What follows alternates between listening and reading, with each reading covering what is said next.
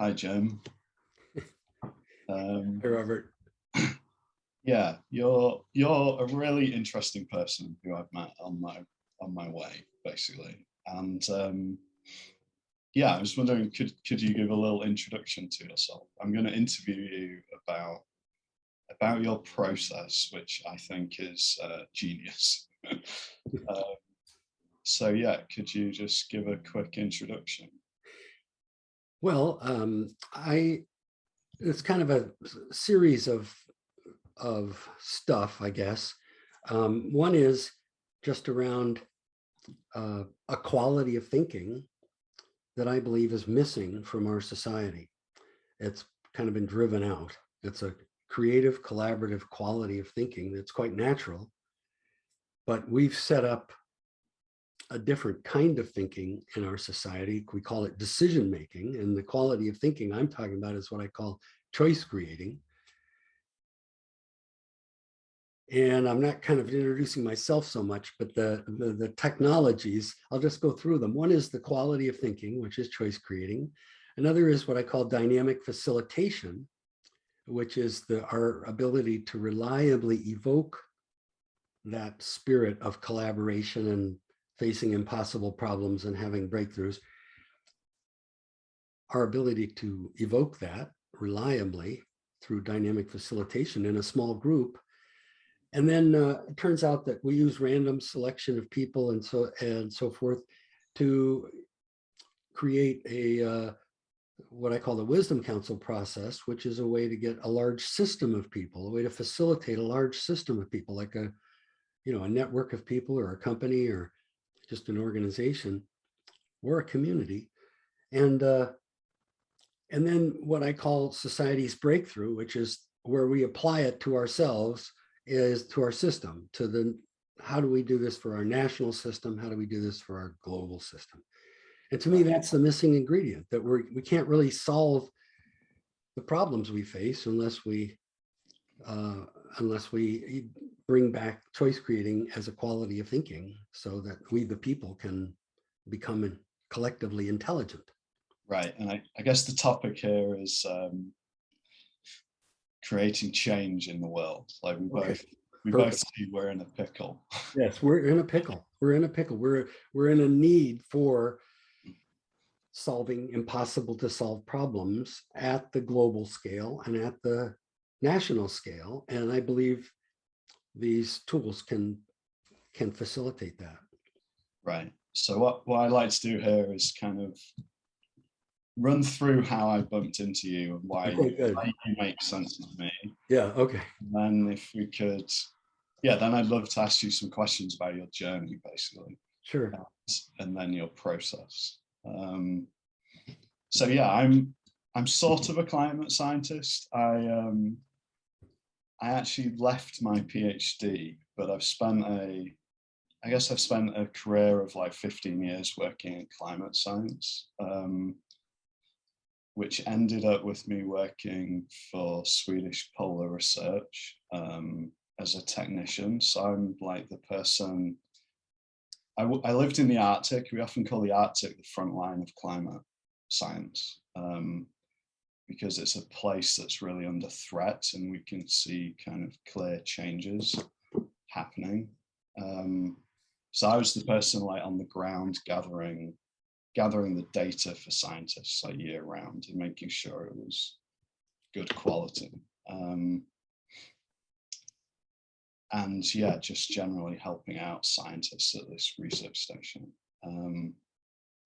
And eventually I went to the North Pole. I used to work on a research ship too. And yeah, strangely, when I got to the North Pole, which was like a goal I had in my career, I ended up feeling immensely angry. And the thing I was angry at was I kind of ran out of space to avoid this voice in my head that said I wasn't really having any impact. Like, we have this bulletproof data that just tell us that civilization is going to end and like our system is terminal. And then I'm sitting there with all this data being unable to like affect the world. And yeah, the North Pole, I couldn't avoid that voice any longer. And then I've been on a bit of a like healing, personal growth journey, towards the end of which I kind of met you through a mutual friend. And I guess on my journey, like with the data, I felt like we're sitting with this like beautiful data and we're telling the world about it, but we as scientists can't like affect any change. And it only just feels like we're convincing enough people that it's true, let alone to do anything about it. And then the other part of that is like the solutions that are proposed just don't feel in the correct order of magnitude. And it feels to me like politicians haven't grasped the magnitude of the problem, or they're just doing things that are like tiny steps into that direction. For instance, like President Obama said he wants to have 50% of the US's energy from solar by I think 2030, 2050, can't remember. Which is great, but I think it's like working within this system which doesn't really work. And there's like problems with, I mean, that's not a solution that solves the problem. Like the problem is there's too much CO2 in the atmosphere and we're putting more in. And over time, if you look at the data, like as we create more renewable energy resources, we actually use oil faster. So I just don't believe it's a useful, workable solution. And yeah, so I've been searching for other solutions. I was introduced to you, and I think you're pretty much the only person that I feel has like correctly identified the target, like where that bottleneck is, and then has a solution to affect it. And I feel like the climate is just like one symptom of our problems. And I feel like your thing goes to the bottleneck of the climate, but also the bottleneck of everything. Yes. And it also feels very ecological. Yes. I'm an ecologist, so yeah. Yeah, I hope that makes sense.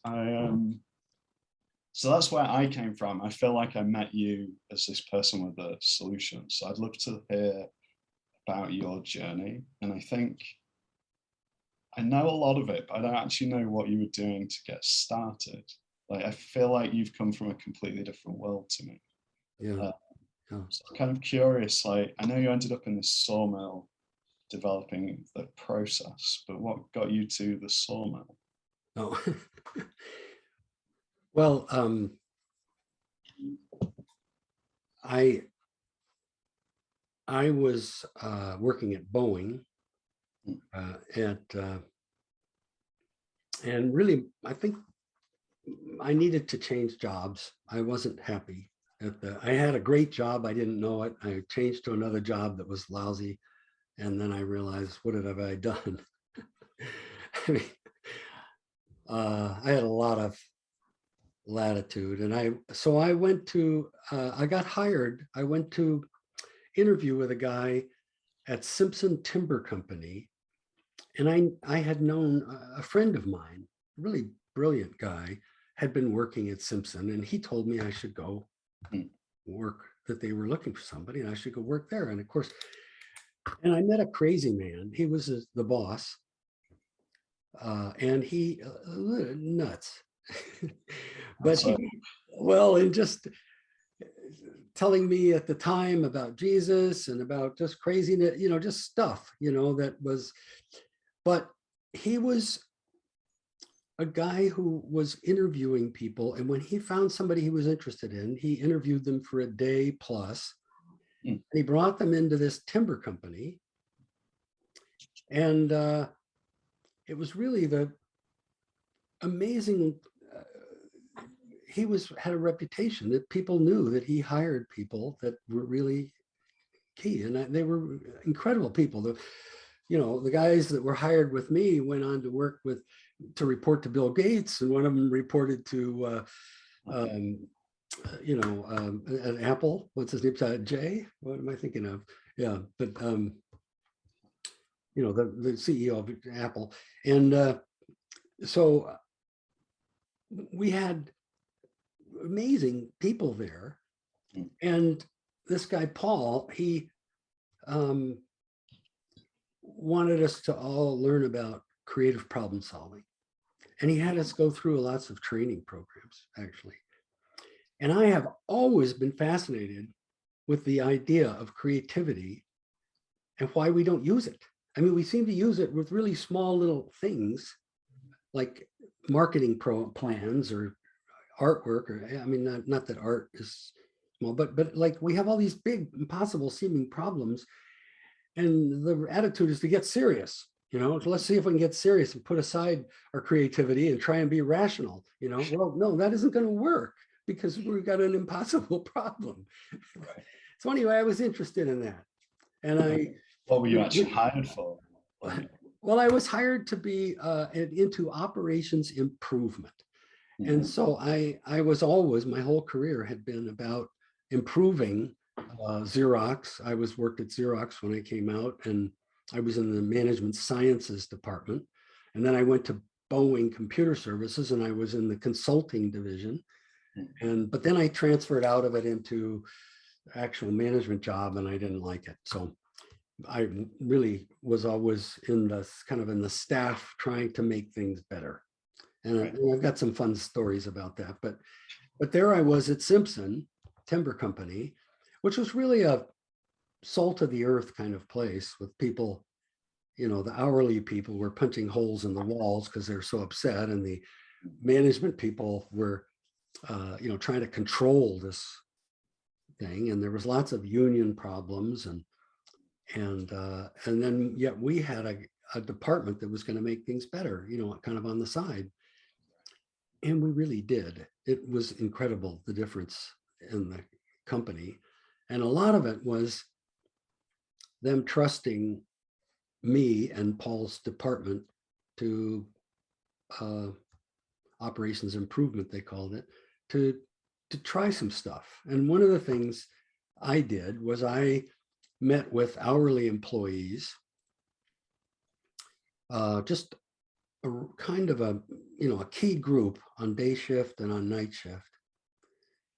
And I wanted to practice creative problem solving. And I told them that I told management that if we work creatively on problems, not only would they have great answers and productivity, but these union problems will start going away.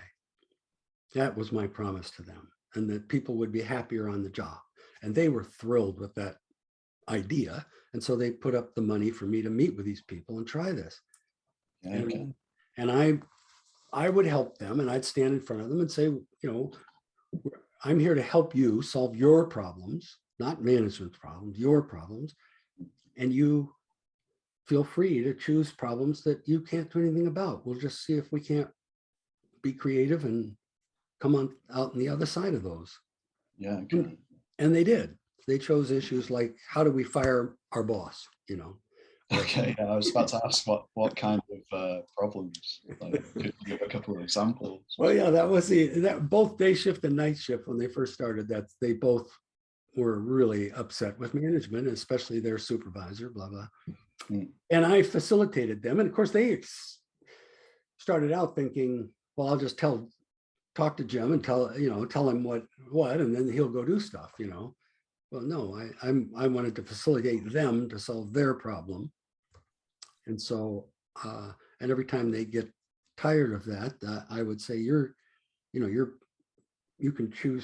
choosing to be here, and they're making available a space for you to solve your problems. So you can be here if you want to, and work on what you want to work on. So they would work on that problem, and they would have breakthroughs in shifts. Like, for instance, about the supervisor, somebody, I'd say, well, how are you going to do it? Talk to me about some of the ways you might fire the boss. Well, I mean, what do you mean? I mean, they wanted me to do it. But eventually they would start talking and they would get some data. And one of the pieces of data would be, well, actually, this guy's not a bad guy. You know, you meet him outside of work and he's a really neat guy. Yeah. Well, then all of a sudden that sort of changed things. And then people are realizing that maybe this isn't the problem, getting rid of them. Maybe it's the system.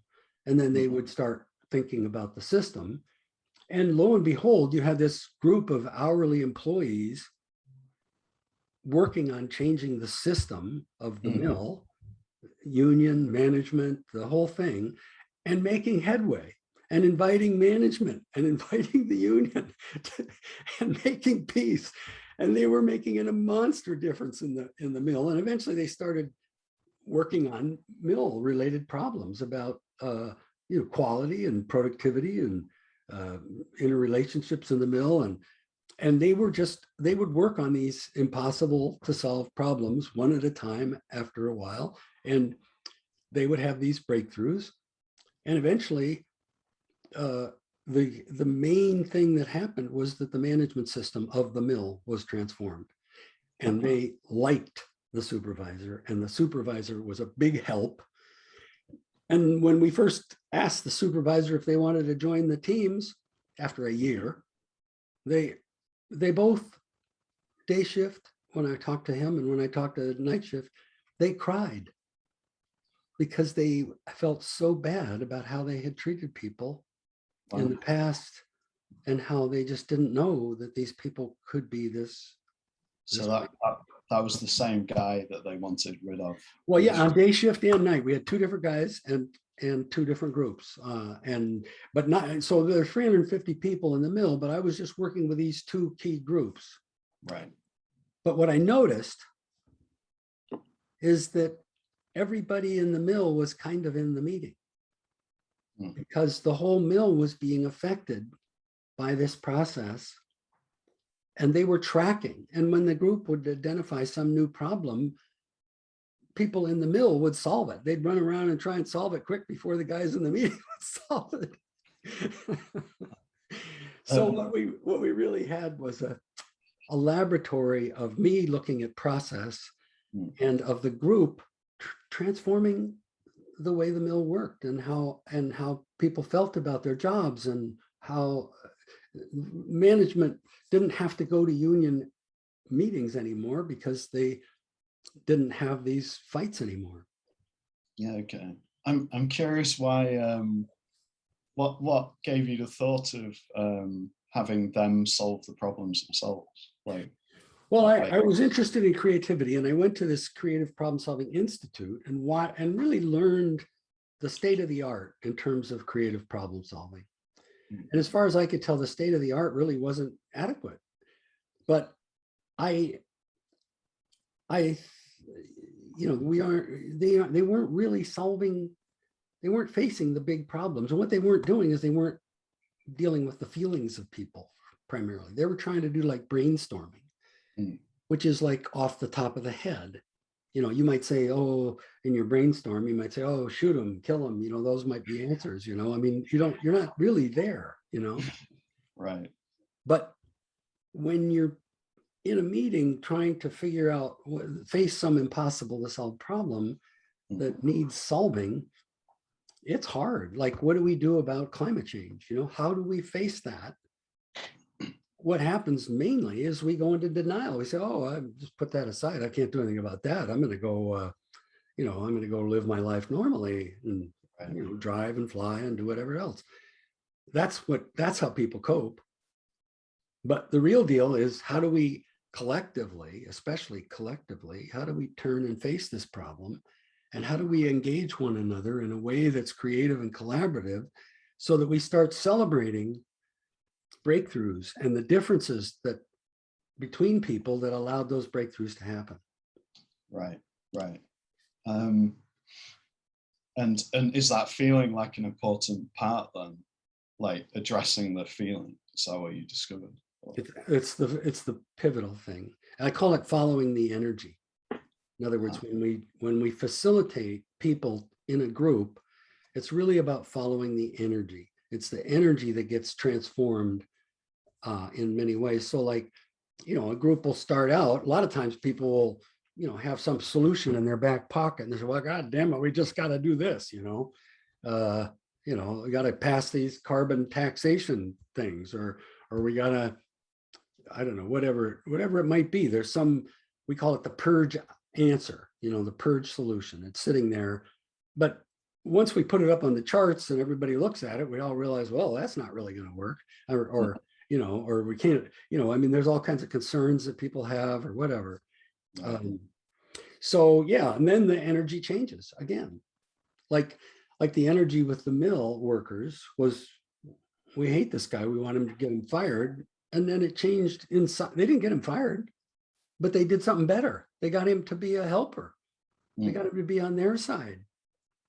And a friend. So something inside helped, changed, but it wasn't a new invention that got him fired. Right. Do you often find that then, like they're working on a problem and then kind of the target changes as they work through it? Absolutely. Absolutely. And that's the key. That's where most of the breakthroughs happen, actually, is in a redefinition of the problem. Not all of them, but a lot. When you redefine the problem and you go, oh, wow, you're more mature. You're in relationship with the people you did that with. You all have a new challenge that's got an excitement to it. Right. Like, for instance, one of the things I noticed over and over again is that when people have a breakthrough to the problem being bigger than what they thought, it's exciting. Huh. Wow. Huh. That's good news for the climate. Exactly right. So when they discovered that it's really the management system and not the boss, that was very exciting. And they're all excited about what they're going to do now. This is something where I find your solutions really different. Like I feel in politics, like we identify a problem and then there's someone over here who, we identify a problem, someone has a solution, somebody else hates that solution. And then we have this like argument where we just swing back and forth. And that's their purge answer, and it wouldn't work anyway if we ever thought about it creatively. Right. And then externally, we're trying to like vote for one of these people, but we're also like identifying problems like, oh, this person's corrupt, or like the system is just in this argument, but the only choice we have is to pick one. And I often feel like people's outrage is directed at the wrong target. Like it feels to me like we direct our outrage at the person who disagrees with us rather than like using them as the person that has different information from us, or rather than sort of aiming it higher up at the system. Like I feel like when you hear about politics and someone being corrupt, then they attack that person, which is sort of logical, but I've always looked at it like an outcome of the system we have is corruption. So like what needs to change in the system? Yes. People are people. You'll end up with corruption if the system facilitates corruption. So one of the things is that a lot of people, there are people who get that and they want to learn how to be less judgmental, and they want to learn how to be less argumentative, and they want, when they get those skills, they want to teach other people how to do nonviolent communication or whatever. And then the idea is somehow that's going to get everybody involved, and we're all going to be different, and we're all going to be marching in a different, in a different way. And no, none of that's going to happen, because the need is to facilitate. In other words, if you and I facilitate a field, then everybody in that field is already, they can be that way. They're being collaborative, they're being creative, they're not being judgmental. But to try and teach everybody, we've got thousands of years experience with that. That's just not, it doesn't go there. Right. It's like you end up with this, just because you're individually conscious in some way, doesn't mean you're collectively conscious. You still have a lousy meeting you're going to. Right. And is this so are you saying like identifying the system as the problem isn't a solution? No, it is. No, it is. It is a solution. But I'm just saying, I've jumped off on the track of just, it isn't up to you as an individual to do that as much as to step back and be the facilitator, and then people can be in that conversation. And then when they get it, the system, it's an exhilarating thing because they all co-created it together. Right. Yeah. It's funny. I think you and I both have a belief that people are fundamentally good at solving problems. They are. I think I have that from work. Like one thing I loved about my job was just, it was very remote, like harsh weather. It was like trying to repair things in the dark in the winter in the Arctic, or like on a ship in the middle of nowhere. And also very like blue collar people I'm often working with, and they're ingenious. Like, and on the ship especially, like there are all these like different areas of expertise, and people who like knew their little niche very well. If you were, I loved how in my job things went wrong. Like the nature of our work was we bumped up against these big problems, and then it always happened that we just like pulled the people together. Everyone sort of said the thing that they saw, and I think we never enacted a solution which was the one that I'd thought of or the one that anyone else had thought of, but collectively we solved the problem. And they were things that could have like ended expeditions that cost like millions and millions of dollars, and we just sat down for 2 hours and solved it, like no problem. Well, I call that spirit of thinking and talking choice creating. Yeah, it's not. I want to distinguish between choice creating and decision making, because what you did is you co-created something, and you needed almost the crisis of the moment to make this space work. right. It was a crisis time, so the emotions were there. People were listening to one another. There was no known option. We had to create something, and so that's a different thing than decision making, which is how our system works, which relies on judgment, where we judge the people, we judge the ideas, we judge. It's all about, individual voting, for instance. It's all judgment. That is fine. That's good. We want that system of thinking in our work and whatever, but it can't be primary. The real primary conversation should be the choice creating conversation, where we're all people and we're all valuing the differences and we're facing the really important issues together, and we're coming up with big answers. You do that periodically, but then the rest of the time you're back in decision making. And is that what choice creating is? You're like facing the problem and then trying to figure out a solution. So yeah, you're always staying. You're facing a kind of a crisis issue or some big issue, a difficult issue. Better that it's impossible to solve than if it's easy. Because if it's easy, you might as well do the normal stuff. But when it's impossible to solve, you've got your emotions right there with you, and you want to be held in a creative space. And you might have to be on some kind of Arctic expedition in a tight space with the billions of dollars and whatever. That facilitates you to think in this higher level in a way. right. Because sometimes when there's a crisis, people rise to the occasion and they make it, they accomplish miracles. And that's what we're talking about. How do we get to that space? And I think the other thing it does is forces you to use people you don't agree with, if that makes sense. Yes. Which I think is massively missing in society right now. Yes. Well, that's the choice creating space, only I would never use the word agree. One of the things that happens when you're in a choice creating space is the word agree and the word disagree disappear. Yeah, I guess, yeah, right, I got you. I guess somebody who's like on the other end of the political spectrum, I'm working with anyway, and does their job great. Right. kind of realize when you're at sea, you realize the supreme irrelevance of all these things. Like, and that guy, like, he knows something I don't know. Like, he's superbly useful, and I feel like, yeah, I feel like we've just alienated those people. Yes. Yes. No, So, that's what we do. so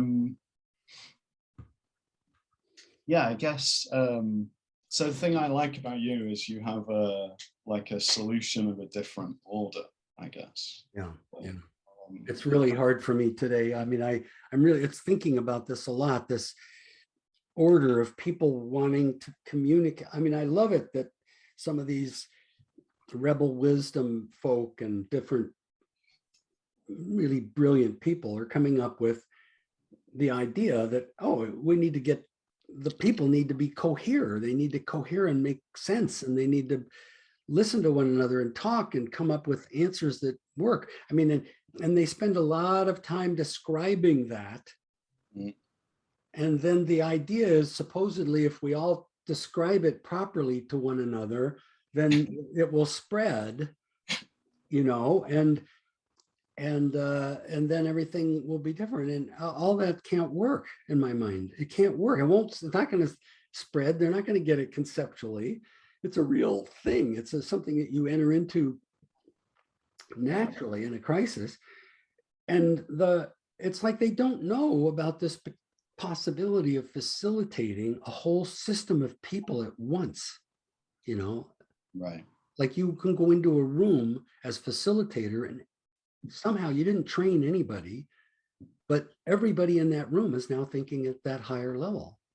Right. I think that's where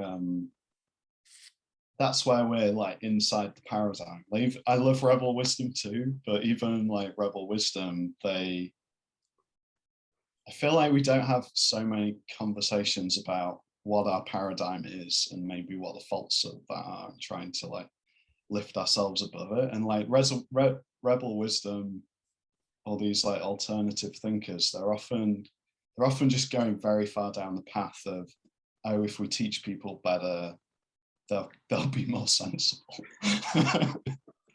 And I get that too. They're so brilliant, and they articulate themselves so well, and I'm afraid of being in the conversation. I think of it as like chess masters getting together and playing chess.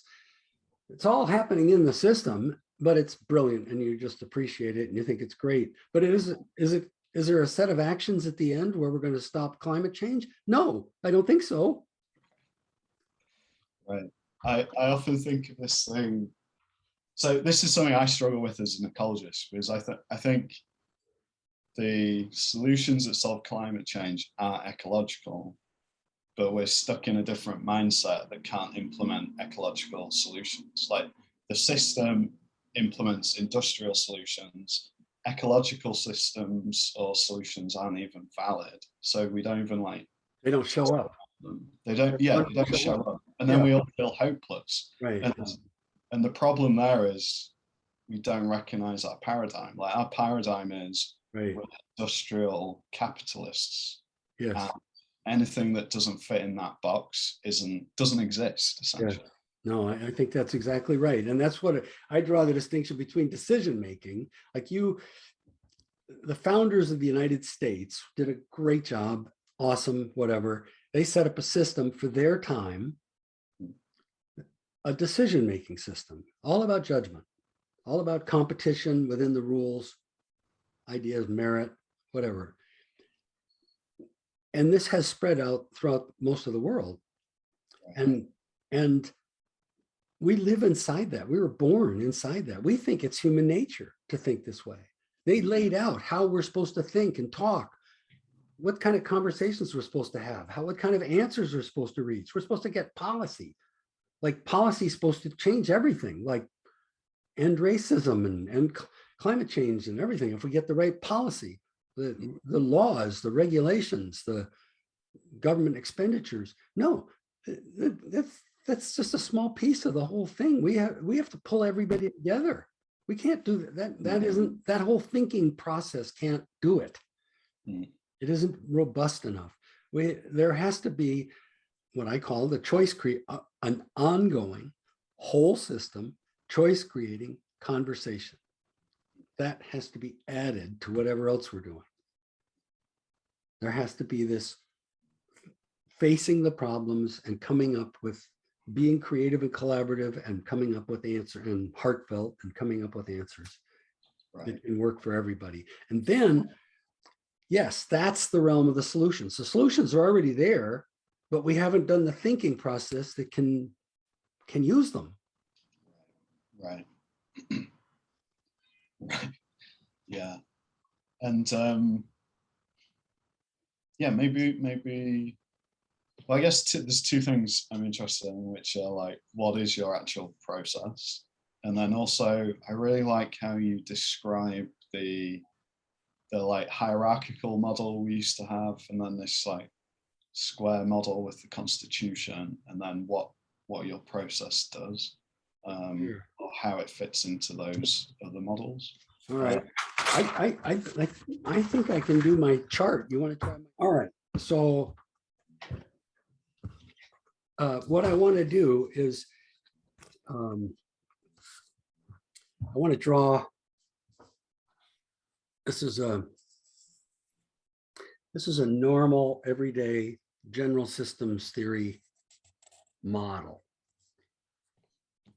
It's how systems work, right? So you start out in a certain kind of growth, accretive growth. Your cell or your hamburger stand or whatever gets bigger, and then you finally change, and there's a phase change, and you start replicating. And so you say, oh, we got a good model here. Now we're going to make lots of cells. So this is supposed to be the axis. And so this is a replicative model. And then there's an integrative place. Just where hold it a tiny bit higher, Jim. Okay, yeah, it's an integrative place where things start to not work so good. And let's see if I can do that. So it starts going down. The system starts dying. And out of that dying process come all these impossible to solve problems, crises, like for instance, climate change. And in other words, our system was working great, but when we started to fill up the space, the commons, it's not designed for that. It can't really work at that level. So we're still operating. And what often happens is people say when it starts to turn down, we say, oh, we got to get back to basics. And they start getting back to basics, but then that accelerates the decline, actually. There's this brief bump. Huh. And what's getting back to basics? Well, whatever it might be, we got to get rid of all these environmental laws and go back to where we didn't have anything. And, I mean, it's fine. Then the economy improves maybe, but we just accelerate our decline. Right, because you're unleashing the same system a little bit more. The same system just keep going. So it's on a rapid decline. We got all these impossible to solve problems, but the way it works is that somewhere hidden here is some other thing happening, and it's developing, and there's a chance that it will take off and become the new system.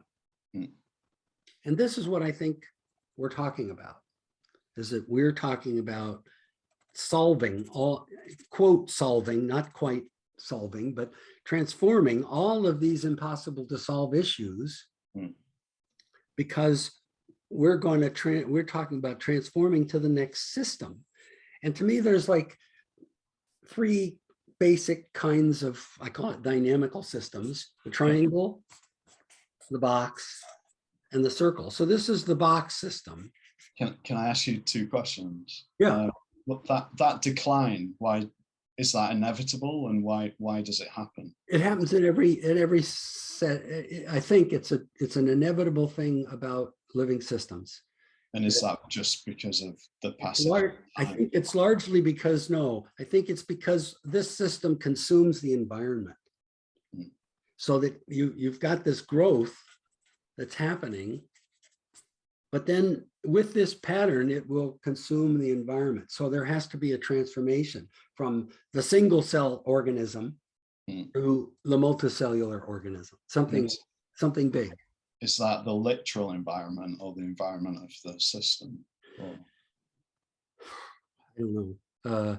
Yeah, there's a breaking down, like when you get your McDonald's and then you put McDonald's absolutely in every corner, right? You run out of demand. You can't get it. So you start seeing in your McDonald's here, you start integrating, you say, okay, well, we had every McDonald's was the same for the longest time, but now what we're going to do is we're going to have them localized. So they're going to be in your local area as a fishing village. So we're going to have lots of fishing stuff in your McDonald's. And then the next one's going to be, out there in the camping area, we're going to have a camping themed McDonald's. So in other words, they integrate it and try and extend the life of the system. But at some point, it's just right. That's going to make it niche. Yeah. Yeah. So that's kind of my sense of it. But what I just want to highlight that here is a kind of an explanation of how we were in the triangle system, which is loyalty to the king. Right. And you see, Trump tried to take us back there, and which isn't a bad idea because the box system is broken. I mean, cannot work. The box system has gone to the end of its. We can't have a partisan battle around collectively important issues like COVID and climate change, and these things have to be dealt with collaboratively. But our system is structured to be a fight. Right. Right. It's structured that way. That's how and it's structured to be a decision, a judgment, rather than a choice creating exercise of figuring out what's best for this situation and the environment and this period and so forth. Right. And so the triangle is like a hierarchy with the king at the top. Yes. And then the box is kind of, we shifted our loyalty from the king to the document, like a set of rules. Yes, the social contract, right, the Constitution. Social contract. The set of rules. And what that does is that structures competition as when you get the rules of the game, you say, okay, well, we'll win the game. And that's all the corporations are waiting for. Tell me the rules and what you're going to enforce. I'll try and go around them, but if you're going to force them, maybe I won't have to. Maybe I won't do that. I mean, they just want to play the game and win. Yeah, and that's what they optimize for. They're good at it. They're really good at it. No, they're not thinking about the fact that our game is tearing up the playground or whatever. They're not thinking about the environmental what's happening. Right, which I always say isn't their fault. Like, yeah, it's not their job. That game. Yeah. That's right. We gave them the game. We told them what to do. Off they go. And it's not greedy. Well. It's not that people are greedy. That's what we structured. Right. Right. So the transformation that needs to happen is to this next level where there's a choice creating conversation that is also happening besides the box and the triangle, whatever. There's more primarily, there's this stopping we the people thinking process where we figure out what needs to happen together. Can you tell us a little bit about that? And that in what you've drawn there, it kind of sits outside the box. So it doesn't destroy it. It doesn't destroy the box. To me, what happens is that we're taking the box. Okay, there's our constitutional system, judgment system, whatever. And all we're doing is structuring. I'll do it like this. We're structuring a choice creating meeting every so often. Every so often, we randomly select a few people from this system and we help them have a choice creating, we dynamically facilitate them to face some of these impossible to solve problems in a choice creating way. And they reach unity and they're excited. They're pumped. And they come and they talk to an audience. They talk to the audience. And the first audience might be a face-to-face audience of people in a big room, and there might be TV cameras there, and there might be the web connections. So people, there's different rows of people in this conversation in a way. The Wisdom Council tells the story of where its thinking went and how it got there, and it's done. It's not about the wisdom council, but then the audience and the different levels of audience start talking, wherever you heard the story, and you start talking with your neighbors. But it's interesting, you're not quite in the old conversation. Now you're in sort of the new conversation, trying to add to what the wisdom council came up with, trying to carry that story another step. So is that what your process does then? It sort of spreads. It sets this up. This is what happened in the sawmill that I was telling you about. Everybody, even though I was working with just a small group, and this would be another random group and another random group and another random group, even though I was just working with one random group, the whole mill was in the group. It was in the meeting. They were in the conversation. They were being affected. The culture of the mill and the nature of the management system was being changed by all the people that, not so much the wisdom council or the small group, but the whole system conversation.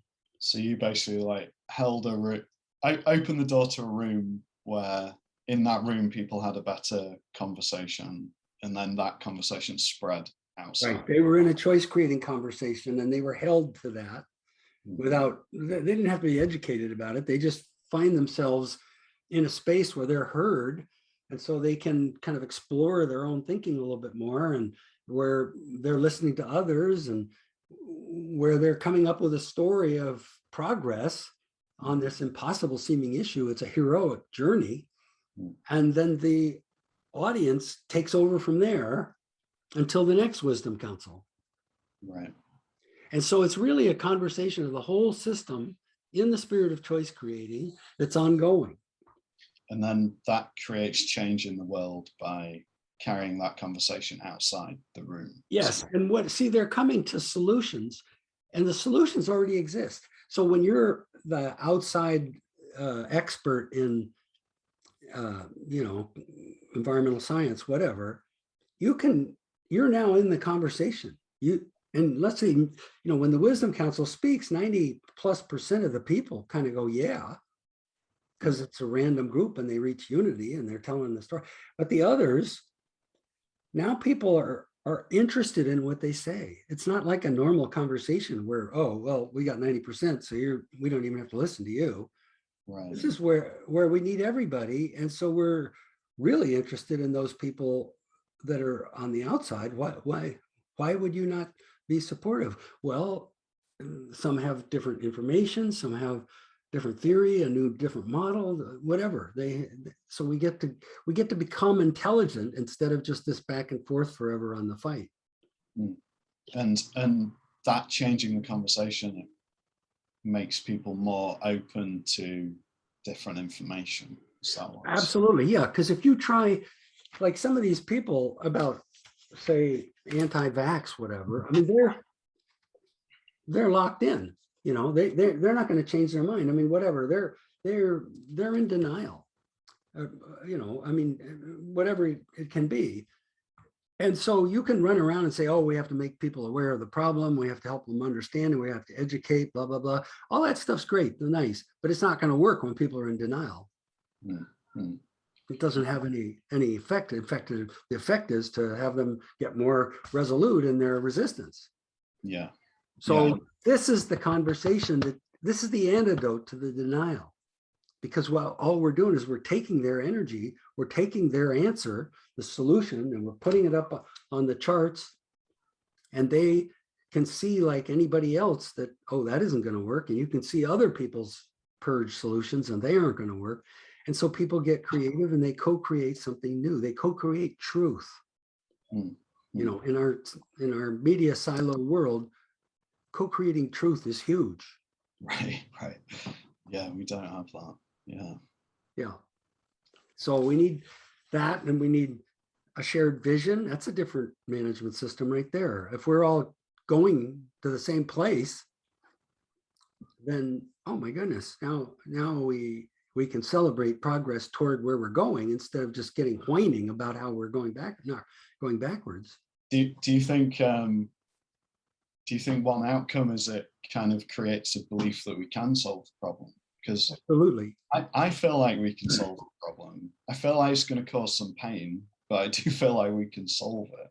If there's a we, there's no we right now. Right. There is no we. There's just this special interest battle.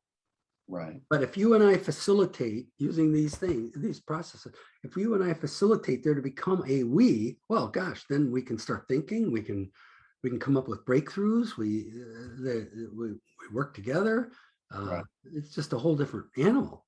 And that's another thing I love, actually, is like you have a trust, like you probably have a goal, like a solution you want or a place you want us to get to, but you like trust everybody else that they will get there. They'll get there. Yeah, they'll get someplace better than I have in mind. They will get better than what I have in mind. And I don't know what I have in mind on such huge problems, except that if once we can start, my real aim is to get the conversation happening. Right. Get it happening. I think that makes sense. And it's kind of obvious, like we're only one mind, right? There's a myriad of problems and solutions. There's so much information. Like how is one mind ever going to solve it? Right. Or even one political party. Right. Actually. But I think one small group could facilitate that collective mind. Yeah. We could facilitate it into being. So yeah, could you talk a little about the like actual process that happens in the room, and then also what the next stages are, like what would come from that? Well, I know you have these 3 charts that you take people through. Yeah, it's actually 4. Basically, we have there's a problem, some monster issue, and we set up a room with like 4 charts. Hope you can, maybe you can see that. I can't tell. Yeah. Then we set people in a half circle facing those charts. So so we structure things so that people are shoulder to shoulder facing the problem. And each of these charts has a different, this might be data, and this might be concerns, and this is solutions, and this is problem statements. So this is, and what happens is that, I guess I don't know how to get it on the page there. There, you get it in the camera there. So concerns, what were the other 2? Yeah, this is data, concerns, solutions, and problem statements. Okay. So what happens is that no matter what anybody says, we're facilitating, and we have a place for it. And we structure that place in a way that everybody gets it, that we're trying to solve the problem. Right. So whatever you say is is part of the puzzle that we're solving together. So even if you say, boy, you're a jerk, you're the stupidest guy I've ever met, to somebody else in the group, we would grab that and say, oh, you've got a concern about the operation of this group. Maybe we could talk about, we'll write that down. Tell us more about what your concern is. Yeah. And that's just more grist for the mill. So you literally everything anybody says you put on. Yeah, not always, but yeah, pretty much. And a lot of times, sometimes we save paper because they start repeating, or like we've got that already. So maybe could you tell us what the new headline is that you're saying? Yeah. So we can help people.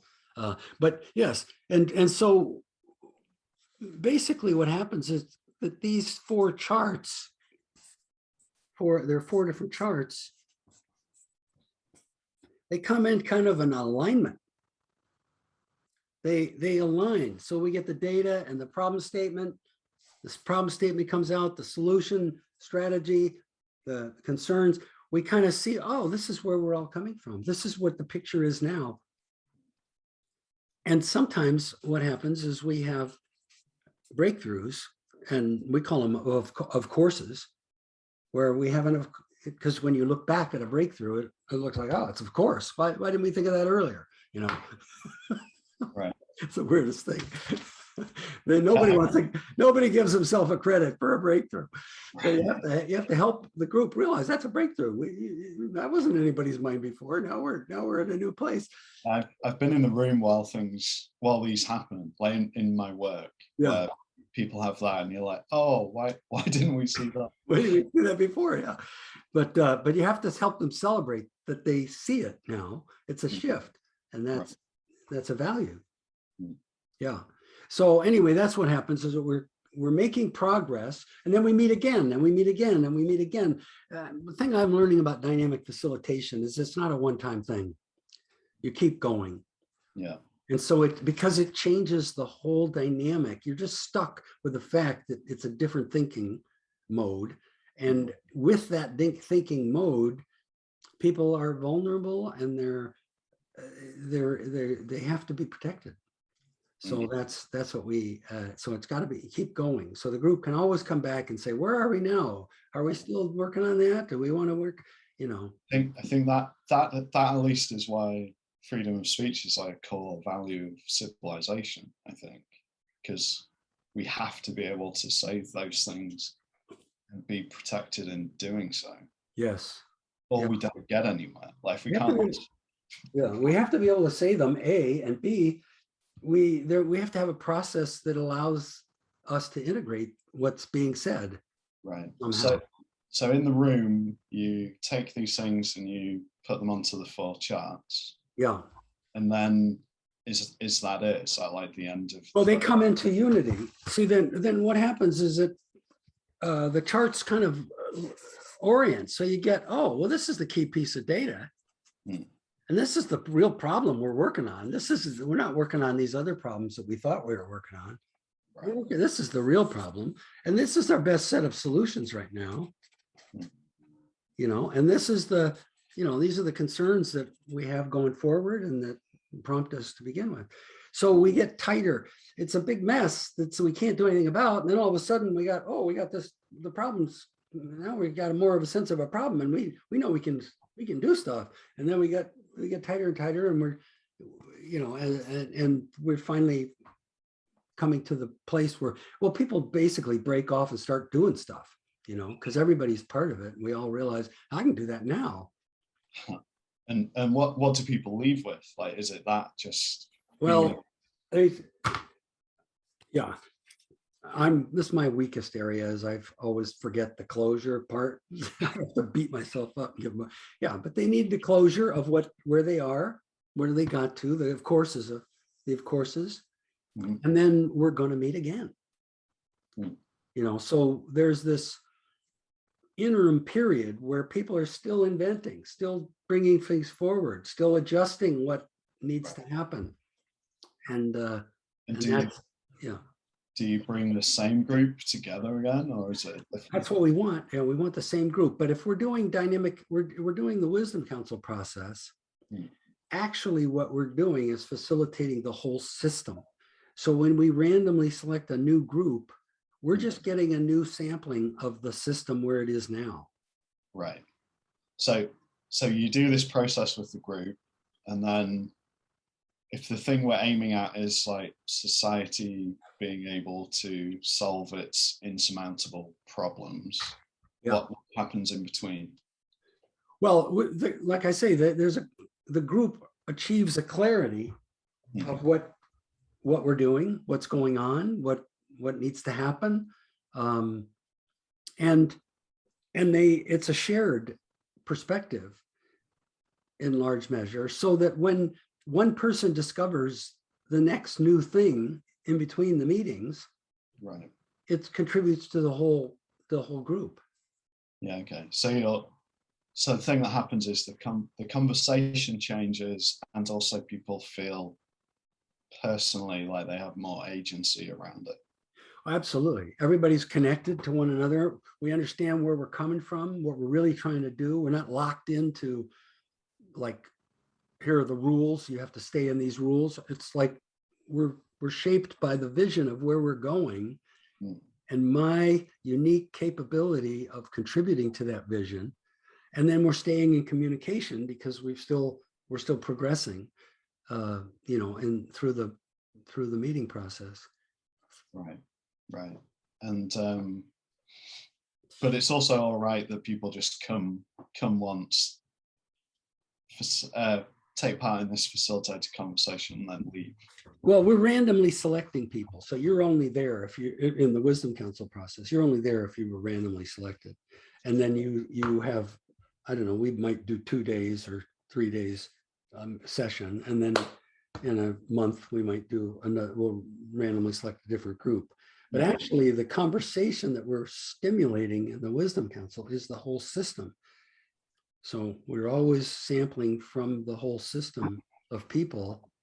Right. We want that small random group. See, the normal people, I mean, normally when you get a small mini public, you randomly select people, it's for the purpose of educating them, getting them so that they know stuff.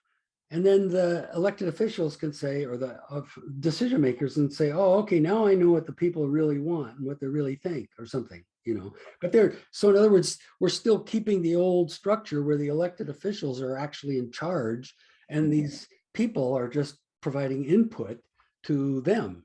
Right. That's not what we're doing. That's not what we're doing. We're randomly selecting these people so that they can speak to the population and that the population can get it. Oh my God, we are the boss. There's no higher authority than all of us if we reach unity.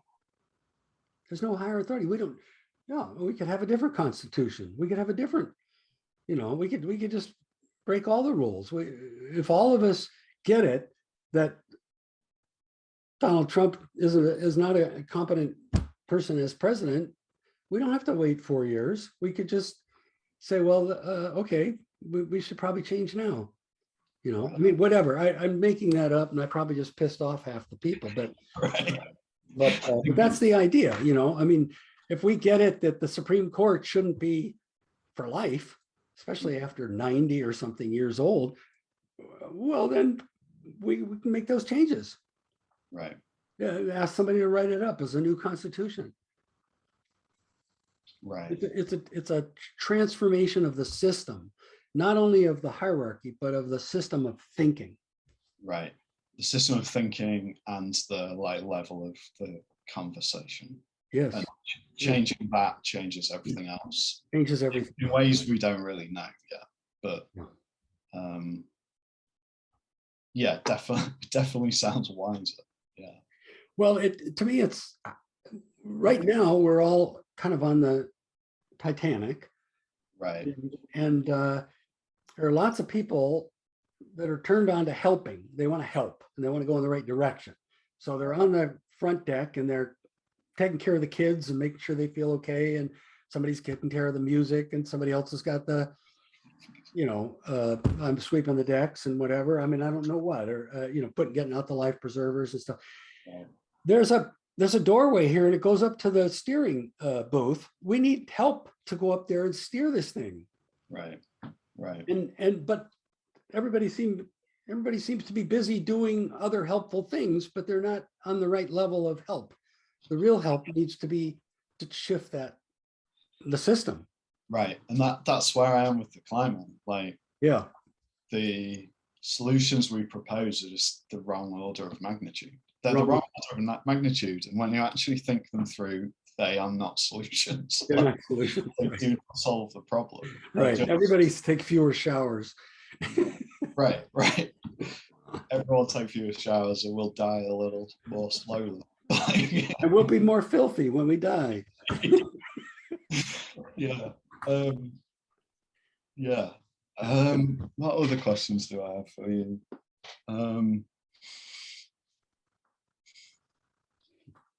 I guess we didn't really say that you have this non-profit, the Center for Wise Democracy. Yes, and I hope people will look. We have a session called a series called Essential Wisdom for Solving Society's Biggest Problems, and it's about 45 minutes on the whole nature of facilitation, on on the nature of choice creating, the nature of dynamic facilitation, nature of the wisdom council process, and society's breakthrough. So Well, these are things that I think, if people start to realize, hey, there might be a solution here, because it's a different paradigm, because it's a whole different thing, that lasts for 10 minutes and then they go back to the normal business. They don't stay with it enough to go, holy shit, yeah, an idea that might actually save us. Well, we ought to explore that. And so that's why I have that essential wisdom piece, is that people could take another step and look more deeply, and at some point to catch fire and help us out, get in our little group that's trying to make this change. This is what I like about it. Just incorporates it feels to me like it incorporates everybody. And like, I'm from a like very rural kind of Christian conservative place, and then I've had this job in academia, and I'm very liberal. Like, I'm politically, actually I'm maybe not even I don't know what I am, but I'm not a conservative. And then everywhere I go, I feel like everybody is demonizing the people I came from. And I feel like your solution, it solves the problems I see and it solves the problems they see. And we do it together. And I feel like we're recognizing in the media and in society that our level of discourse is like poor and deteriorating. Yes. But they make money on it. They make money supporting that level of discourse, which is unfortunate. When everybody works together, it's like, oh, there's no money to be made in the media. I feel like this. I feel like to me, it solves every problem, and really, it's a paradigm shift, right? It's a paradigm shift, and it on the one hand, the randomly selected groups are working at solving each problem that they work on, and they come up with actual strategies. On the other hand, at a deeper level, it's transforming the system to that next level, to the circle instead of the box, so that we stop creating the problems and set up a way that the problems can go away. Right. We're not going to have these problems if we're in the circle system, because we're going to be consciously managing our collective well-being. But in the box system, there is no place for that. There's no place for the public interest. It's all about special interests competing, assuming that the public interest will be served. Right. It assumes that that's the case, which it would 200 years ago maybe, but not now. So how do we shift? I mean, so part of it is we're actually solving the problems and coming up with breakthrough answers and working together on them. And the other is we're transforming the system that creates the problem in the first place, so that we aren't even dealing with it. Hopefully it can happen fast enough. There's this quote by Einstein that I love, which is you can't solve the problems with the mind that created them. Yeah. I feel like this is what that does. It creates a different mind or a different system, so that we're lifted out of the one that causes the problems. And for like an ecologist, for me, that's like with the climate, we're trying to solve the problem by building something. Like, we need to invent a machine that solves the climate problem, which is the mind that created it. It's like, we just more industrialization and more building more things solves this problem. But really, the error of that way of thinking is it creates ecological crises in the future, and we've run out of future. So this changes the mindset to be able to fix that. Yes, and the way that always strikes me is that if most people just put these problems in denial. They're just not going to look at them, even legislative, even our elected officials, whatever. But if they do look at them, you will hear the phrase, "we need to." we need to, whatever it is, their answer, there's going to be an answer. And that, to me, I can list the answers, the solutions in different categories, different we's. There's, because they have in mind different we's. Usually they have in mind this we, I call it we number 4, which is we the people. Like somehow all of us would work together and we would come up with this. There is no we the 4, we number 4. There's no we the people. So then they kind of glide into we number 1, which is like all of us. Like if we all just recycle or do our garbage and change our mentality and learn how to communicate, they're not really thinking of we all of us together. They're thinking of we all of us as individuals. That there's a thing for that. Okay, good. That's we number 1. And then we number 2 is where a few of us get together and we have a team. And then we say, okay, well, we need to fight for our policy or whatever, you know, our team, you know, we're the company that's going to find the solar batteries or, you know, the batteries for solar energy. We have to get things going. There's a we there too. That's we number 2. And then there's we number 3, which is the official we. It's like we elected Donald Trump and now we elect Biden. Well, there was no real we there. I mean, it's just that's officially, yeah, we did that, but there's no we actually there. But the we 4 is the missing ingredient. That's we the people, all of us together doing that. And that can be facilitated into existence. And that's what we're talking about. So when you hear somebody say we need to, notice which we they're talking about. And often it's we 4. And you might be able to say, there is no we Right. to do that. But we, just us, we 0, we have a way to do that. We can facilitate that into existence. And then we can get somewhere. Right. Yeah. And you're the only person, I've been thinking about this my whole life. You're the only person I've managed to find that has a solution that makes sense to me. And like, I think is outside of all of our boxes that we're in. Yeah. Yeah. Well, we need, you're in the group now, you're a we need to get heard. We need to get, Right. You know, we need people to send us money. We need people to network with us to realize, because I mean, I think of those rebel wisdom guys. I mean, they're the smartest people on the planet. Brilliant. Yeah. They're absolutely brilliant, but do they have any chance of hearing? They're outlining what they need, what is needed, and we're offering it, but it's coming from a different paradigm. And so we need more time. We need more space to be able to reach. Well, it's so hard to communicate. I feel like this is both your and my problem, is we don't know.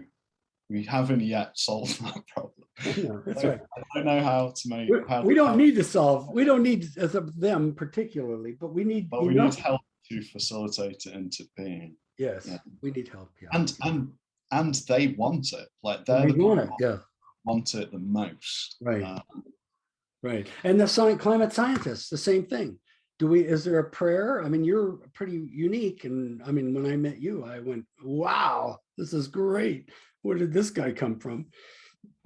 But yeah, how do we talk to the client scientists and the IPCC and the, yeah, you know, I've been writing letters, you know, but first of all, it's about 1/10 the value of you writing a letter, talking. If I talk about it, it's, oh, that's Jim and his thing again, you know. Maybe I'd love you to do a TED talk, and I'd love to do a TED talk of like, I'll try. Jim has a solution. The solution I found is Jim. Jim. I'll do my best, but it has been funny to hear. It's funny for you to say it like that, because I've been so long trying not to say I have a solution or I have the solution, or, you know, because everybody immediately freaks out and turns away. And so, but what I've learned to say is I really don't have a solution. What I have is a holution, Mm. a different animal. This is the piece that's needed for all those solutions to work. Here's the piece that we could, all those solutions are great. This is not better than those solutions. This is operating on a different level.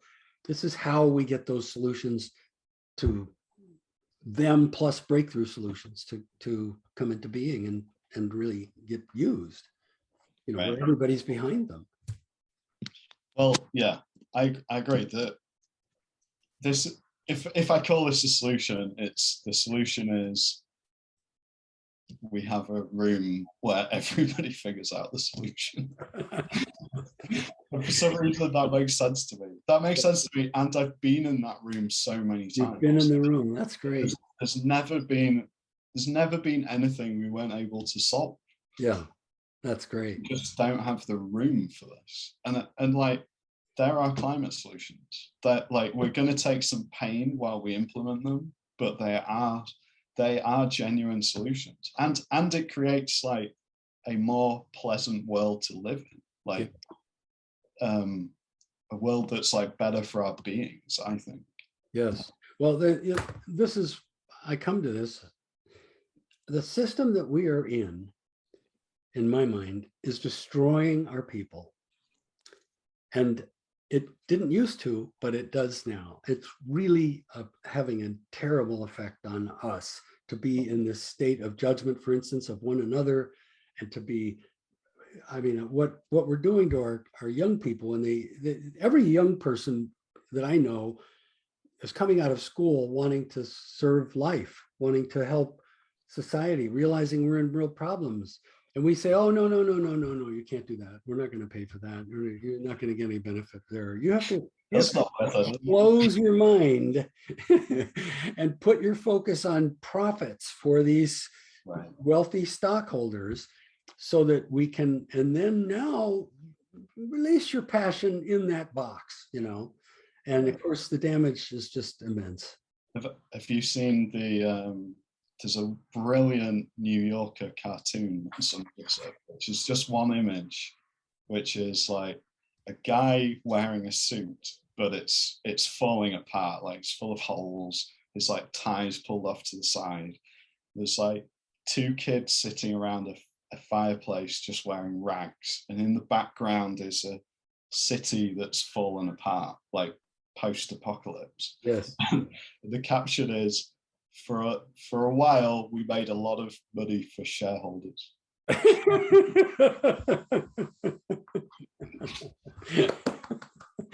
And that isn't a valid mission in life. It just isn't. I'm sorry.